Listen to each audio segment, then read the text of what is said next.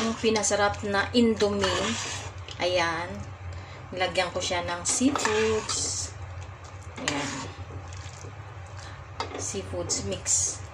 And togi. Para naman sumarap ang ating Indomie.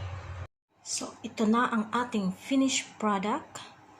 So, this is actually Indomie. And I added some seafoods mix.